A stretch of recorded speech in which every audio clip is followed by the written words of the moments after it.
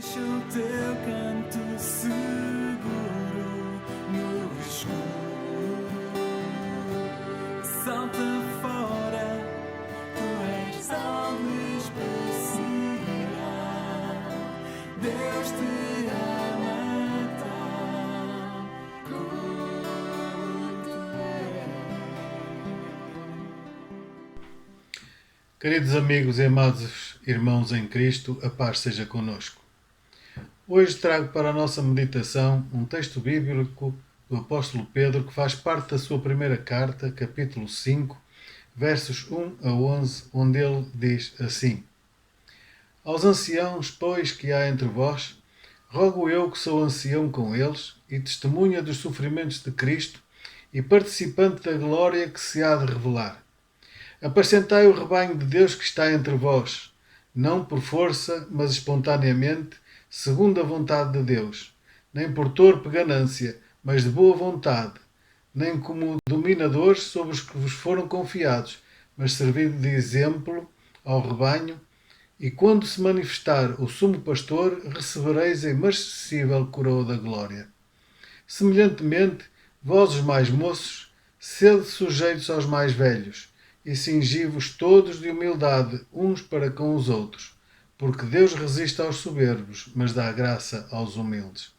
Humilhai-vos, pois, debaixo da potente mão de Deus, para que a seu tempo vos exalte, lançando sobre ele toda a vossa ansiedade, porque ele tem cuidado de vós. Sede sóbrios e vigiai. O vosso adversário, o diabo, anda em derredor rugindo como um leão e procurando a quem possa tragar, ao qual resisti firmes na fé, sabendo que os mesmos sofrimentos estão-se cumprindo entre os vossos irmãos no mundo. E o Deus de toda a graça, que em Cristo vos chamou à sua eterna glória, depois de haver sofrido por um pouco, Ele mesmo vos há de aperfeiçoar, confirmar e fortalecer. A Ele seja o domínio para todo o sempre. Amém. Os seguidores de Jesus do primeiro século eram um grupo peculiar. Ou assim pensariam os não cristãos da Ásia Menor, a atual Turquia. O apóstolo Pedro encorajou os irmãos a tornarem-se ainda mais peculiares na fé e, apesar da perseguição que sofriam, admoestou-os a valorizar a salvação que receberam de Jesus, a viver em santidade, a aguardarem a volta iminente de Cristo e a resplandecerem no seu testemunho. E concluiu a sua primeira carta falando aos presbíteros para alimentarem ou ensinarem fielmente a Assembleia dos Crentes. E encoraja cada um na congregação a ser submisso aos outros, revestir-se de humildade, ser vigilante em relação ao diabo e a lembrar-se dos outros que, assim como eles, sofrem por causa da sua fé. Pedro também exortou os irmãos a terem consciência de que serviam a um Deus que se importava com eles. Ele diz no verso 7, lançando sobre ele toda a vossa ansiedade, porque ele tem cuidado de vós. Deste modo, a conclusão de 1 de Pedro é para nós um convite para que, como cristãos sinceros e humildes, lancemos todas as nossas preocupações sobre Deus, pois somente Ele é o nosso constante protetor, o nosso cuidador e não só, mas também Deus é o nosso conforto, a nossa âncora, o nosso refúgio e o nosso encorajador. Hoje vamos ver Deus como o nosso conforto e Deus a nossa âncora. O autor do Salmo 94 diz no verso 19: Quando os cuidados do meu coração se multiplicam, as tuas consolações recreiam a minha alma. Também o apóstolo Paulo diz nos versículos 3 e 4 do primeiro capítulo da sua segunda carta aos Coríntios: Bendito seja o Deus e Pai de nosso Senhor Jesus Cristo, o Pai das misericórdias e Deus de toda a consolação, que nos consola em toda a nossa tribulação, para que também possamos consolar os que estiverem em alguma tribulação, pela consolação com que nós mesmos somos consolados por Deus. Quando Jesus começou o seu ministério, ele fez da pequena cidade de Cafarnaum, localizada na margem noroeste do Mar da Galileia, o seu lar e, por assim dizer, o seu centro de operações. Cafarnaum, no hebraico Kafar Nashum, significa vila ou aldeia de conforto. E de facto é um nome apropriado, porque foi lá que Jesus confortou a muitos. Na sinagoga, ele libertou um homem possesso por um espírito imundo. A sogra de Pedro, que estava acamada com febre. Um leproso, um paralítico e muitos outros atormentados por doenças e enfermidades foram curados e ajudados por Jesus. Irmãos e amigos, sabem uma coisa? O Senhor, Deus do Universo, sabe tudo sobre cada um de nós. Ele conhece a situação e as necessidades de cada um de nós. Ele conhece o nosso coração, os nossos pensamentos e os nossos desejos mais profundos. Podem crer que, mesmo quando tudo parece escuro e incerto, nunca estamos sozinhos, porque Ele prometeu nunca nos abandonar. Porque Ele é o Emanuel, que significa Deus conosco. E porque Deus é o nosso conforto constante, Ele admoesta-nos a não nos preocuparmos com os problemas e com as nossas tribulações.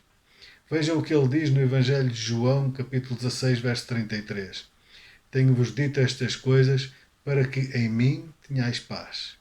No mundo tereis tribulações, mas tende bom ânimo. Eu venci o mundo. Não precisamos fraquejar sob o peso das tristezas e dos sofrimentos, porque o Senhor Jesus prometeu ser a nossa força, o nosso escudo e o nosso cântico, como é dito no Salmo 28, 7. Não devemos temer os incontáveis desafios da vida, porque o Senhor diz em Isaías 41:10: Não temas, porque eu sou contigo. Não te assombres, porque eu sou o teu Deus. Eu te fortaleço e te ajudo, e te sustento com a minha destra fiel. Irmãos e amigos, Deus é o nosso conforto. Podemos confiadamente lançar sobre Ele a nossa ansiedade, porque, como Pedro diz, Ele tem cuidado de nós. Mas Deus é também a nossa âncora. O mar da Galileia é conhecido pelas suas repentinas e violentas tempestades. O melhor modo que os pescadores encontraram para lutar contra a tempestade era lançar uma âncora à água para fixar o barco. Neste mundo, sempre teremos tempestades e conflitos pessoais sem fim. Porém, no seu cuidado, Deus providenciou uma âncora segura para nos ajudar quando passamos por essas situações. E essa âncora é encontrada na palavra esperança. Nas Escrituras, esperança geralmente refere-se a ter segurança no porvir. Pedro disse que a nossa âncora da esperança é encontrada no Evangelho. É a nossa viva esperança. O pecado e Satanás causam muitas ondas de dúvidas para nos devastar. Porém, Cristo é a garantia do perdão e do céu. Pedro encorajou os irmãos perseguidos a terem esperança na cruz, na ressurreição e na volta de Cristo. Tal esperança não é um otimismo cego, mas uma certeza segura. De facto, um dos símbolos da Igreja cristã primitiva, retratando a esperança em Cristo além desta vida, era a âncora, gravada em muitas lápides de cristãos encontrados nas catacumbas perto de Roma, na Itália. O símbolo é baseado em Hebreus 6,19, que diz: a qual esperança temos como âncora da alma segura e firme e que penetra até ao interior do véu. O pescador Pedro deve ter feito as suas próprias âncoras. Deve ter selecionado cuidadosamente uma pedra pesada, feito um furo no meio dela para amarrar uma corda através da abertura. Durante uma tempestade ou no mar agitado, a sua confiança estava na âncora. Na sua primeira epístola, Pedro apresenta Cristo como uma pedra viva, rejeitada pela maioria das pessoas, mas preciosa e escolhida por Deus. Jesus Cristo é a nossa âncora confiável, que nunca nos decepcionará ou falhará. Portanto, quando as tempestades da dúvida e do desespero nos assaltarem, confiemos que a âncora de Deus é segura e que Ele tem cuidado de cada um de nós. E por isso estamos em paz. Que o Senhor nos abençoe e nos faça prosperar na sua palavra. Amém.